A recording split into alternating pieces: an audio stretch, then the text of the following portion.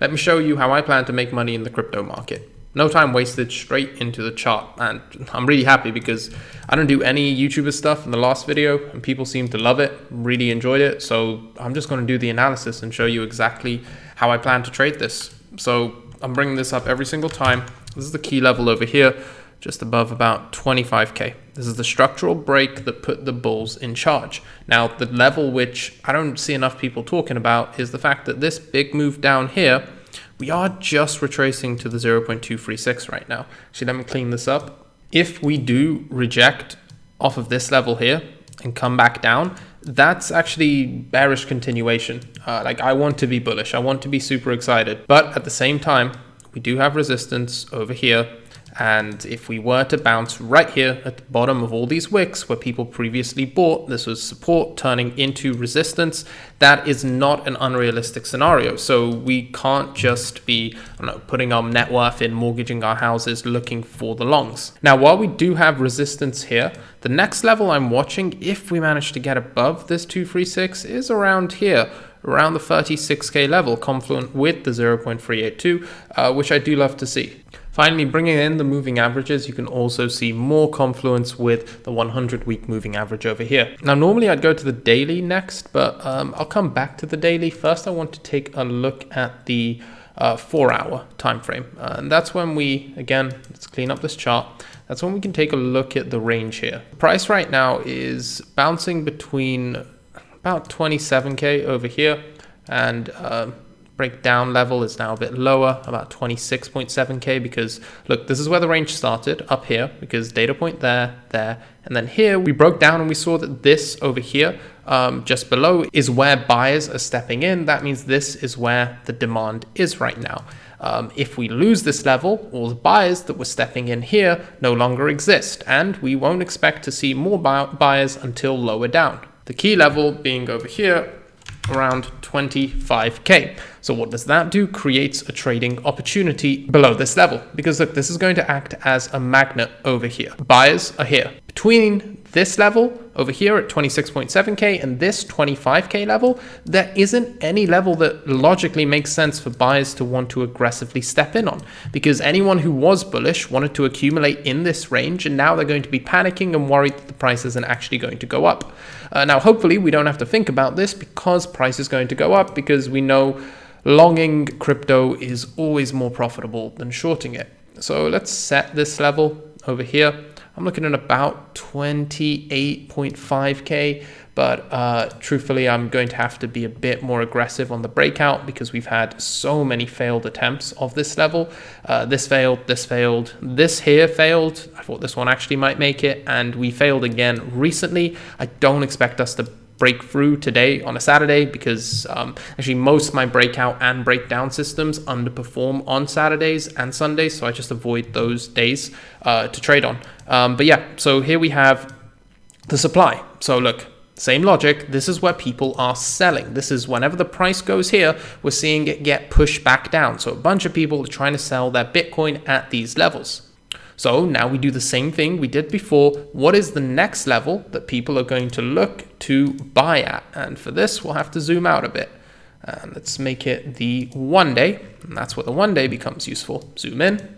You can see bottom here, 28K resistance, and then up here, just above the 30K level at about 31.5. And then we can't ignore the psychological level, which is 30K.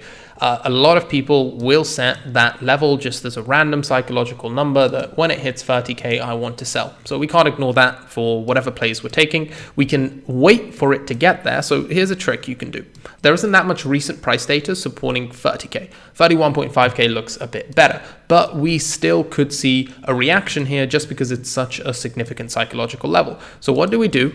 Well, as soon as we enter our breakout position, let's say price breaks out over here. Let's draw a scenario. So price breaks out, and then we don't wait for the retest. We catch it on the breakout around this level.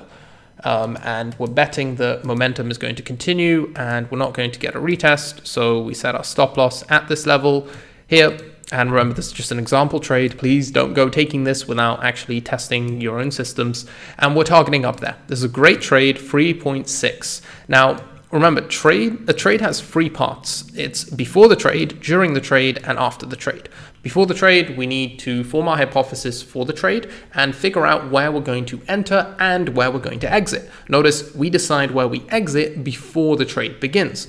So we've got our stop loss here and we've got our take profit there. Now, it is possible to just set up trades and go away and review them rarely, but that normally works for more longer term trading, either swing trading for multiple days or position trading where you can only check it a few times a day. And even then you still want to manage it because there's a big difference between, say, price as soon as we enter here just absolutely nukes through and hits our target. That's possible. We've seen those sorts of great crazy candles on Bitcoin before. But what if price goes up, hits this level, and then we see it consolidating sideways here with a few wicks coming down as well. Plus, we get some market sentiment looking bad and Binance lawsuit takes another turn for the worse. For example, suddenly the trade changes a lot because here we got 3.6R. But after we capture all of this profit, we're now looking at a new trade at this level where we're risking a lot more than we were before. Now the trade's looking like 0.7R because we could take profit. That means if we're not taking profit, we're choosing to remain in this position. So that's how I approach levels like this, where our target might be a bit higher, but we do have a level where we need to reconsider. Now, what are the options? You could take profit here. We could move our stop loss up and decide that, okay, we'll just move it to break even. Now, break even is just a random number. Normally you want some sort of logical argument. For example, if the price comes back down to my entry, I do not think the uptrend that was going to take it to 31.5K is intact, versus the bad reasoning, which is I don't want to lose money, so I'm just moving it to break even. You already took the risk when you entered the trade. You're not saving your money. It's just you're losing money you already gained from the price going up, and that's the way to view that. So yeah, these are the more educational style videos where I'm explaining the logic in depth. Now, what am I exactly looking for? Well, I'm trying to catch a breakout here. And what I do is normally I establish the range, and when we get new data points or failed attempts to break out, I expand my range. So I need more confirmation every single time. That means the reward to the next resistance gets smaller and smaller. So at some point, this might go up to here. Let's say we just keep slowly edging sideways. It might not even be a range anymore, and we might call it some sort of bull trend, or it just might really choppily start just expanding this range. Whatever happens, at some point, the risk reward won't be worth it, but right now it still is. So yeah, I'm looking at about 28.7K as where I'll start looking for confirmations of breakout, as well as, paying attention to other factors. And that is by far my favorite play. My second favorite play would just be continuing to look for shorts at the top of this range here. Long the bottom of the range, short the top of the range, look for good smart plays. That can be a very effective strategy. Hone in the entries on the 1 hour, build a system around that. You just need a certain level of discipline playing that. So those are my top two plays. Then the third best play would be breakdown of this level, and finally just longing support around these two levels and expecting it to hold because, well, that's the highest probability play while we're in a range. If you take a look at the Ethereum chart, it's almost exactly the same thing. We've got this 236 level resistance. If anything, this has a few more data points that this is going to be a significant resistance, difficult to overcome. And we've got even more confluence over here at the 382 level, which is 2,400, that we're going to see some level of resistance. So I do expect us to struggle getting above this level. Given how many confluent factors we have. We've got a really clear level of supply over here, sell pressure. This previously acted as a support, broke down. Now I'm expecting it to act as a resistance. Luckily, we don't have much in between that. Let's zoom into the 1 day to see if it gets a bit messier, which it does, but not too much. So there's actually a really clean long play above this breakout, which might even be nicer than Bitcoin. And we've got our first difficulty area over here, just like Bitcoin. Remember, we had that psychological 30K level. Here we've got the psychological 2K level.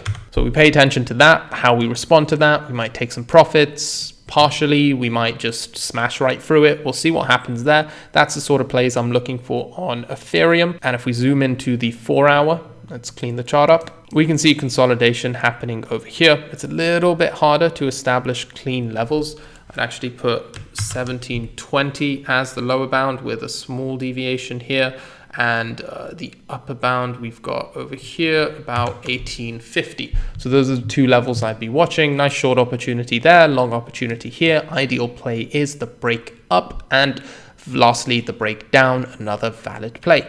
Now, if you don't know which one of these plays to take, this is what I want you to do. Create a set of rules for each of these 4 different types of plays. You're playing the range, you're playing the breakout, you're playing the breakdown. Then you're going to take every single one of these trades. And then you're going to keep a nice, tidy journal. And then you're going to see which one of these trades you do best. You're going to ignore every single other one and just focus on one, and I promise your trading will improve. If you want more advice like this to actually make money in the markets, check out our private servers in the description below. The results speak for themselves. Our students are winning every single week. I can't even keep track of the testimonials anymore. If you're serious about your crypto trading, this is the place to be. I'll see you next time.